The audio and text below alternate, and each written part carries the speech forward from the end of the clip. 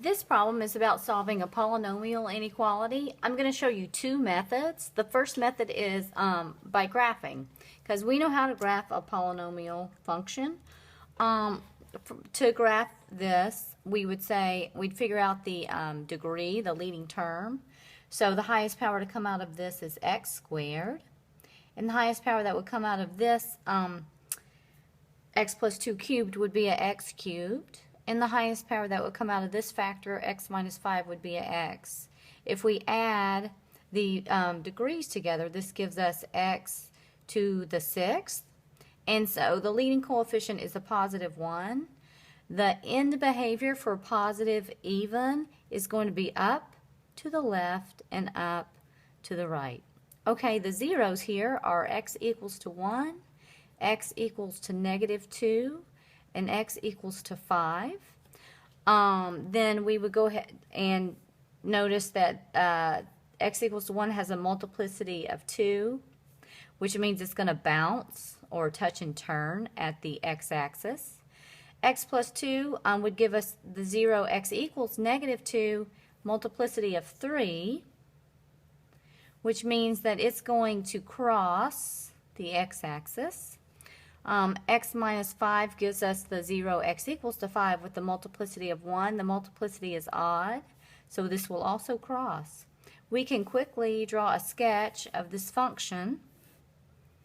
So let's mark our zeros. X is at negative 2, x is at 1, and x is 5. 2, 3, 4, 5. Okay. And the end behavior is up to the left and up to the right. So we know it's going to be coming in. This is negative 1, this is negative 2, this is 1, 2, 3, 4, 5. So we know it's coming from up because the end behavior is up left.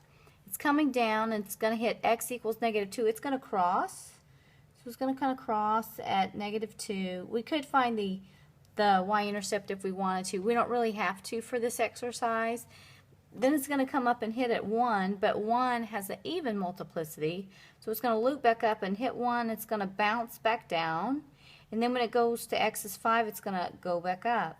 This is a sketch. This is not an accurate drawing, but that's all we need to complete this, because we're interested in knowing when this function is greater than or equal to 0. That means we have to call out the x values for which this function is above the x-axis or touching the x-axis. So over here it is. Here it's touching the x-axis, and here it's touching and above. So this would be the x from negative infinity to x is negative 2, and we include the point negative 2 because there's an or equal to. We're going to union that with the point 1, x is 1, because it also includes when it touches the x-axis. Then we're going to union that with 5. Oops, that's a 5 to infinity. Okay, that's method 1. Over here we're going to look at method 2. We can get the same answer by using a different method. This is with critical values and test points. So critical values are values where that would cause f of x to equal 0. So these are going to basically be the zeros of this function. So that's going to happen at x equals to 1, x equals to negative 2, and x equals to 5. When we do it this way, we don't pay attention to the multiplicities because we're not graphing it. We're going to set up sort of a chart. This would be our number line. So we put our x's on here. Here is negative 2. Here is 1. Here is x is 5. And so this sort of divides our number line into different regions, into 1, 2, 3, 4 different regions. So we need to know is the graph positive or negative in each of these regions. So we know at the point itself it's touching the x-axis. So these are solid dots right here, solid points.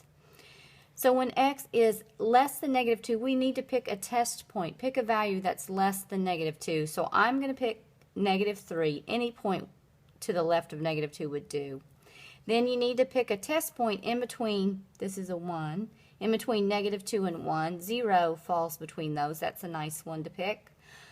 In between 1 and 5, I'm going to choose the value 2. And greater than 5, I'm going to choose 6. All right. So what you do is you plug this test point into the function f of x. And you not so much are interested in the value of that, but whether it's positive or negative. So if I plug negative 3 into x minus 1, I'm going to have negative 3 minus 1, but then it gets squared. So that's going to be a positive.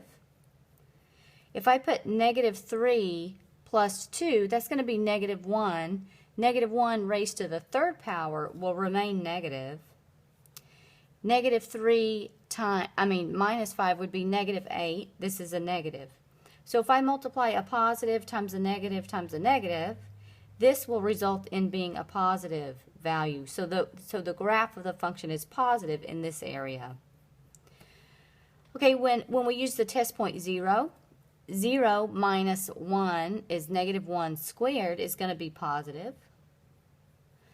0 plus 2, 2 cubed is going to be positive. It's going to be 8. It's just positive is all I care about really. 0 minus 5 is negative 5. So a positive times a negative would result in a negative value. So the graph will be negative in this region. Okay, when x is 2, 2 minus 1 is 1, 1 squared is positive. 2 plus 2 is 4, 4 cubed is positive. 2 minus 5 is negative. A positive times a negative will remain negative. Okay, we get over to the 6. 6 minus 1 is 5, 5 squared is positive. 6 plus 2 is 8, 8 to the third is still positive. 6 minus 5 is a positive 1. Positive times positive remains positive. So if we use the test point method, we need to call out, basically they want to know when f of x is greater than or equal to 0. Well, we know it equals 0 at these points. That's where it's touching the x-axis. But where is it positive? Well, it's positive in this region, and it's negative here and here. So what we want to do is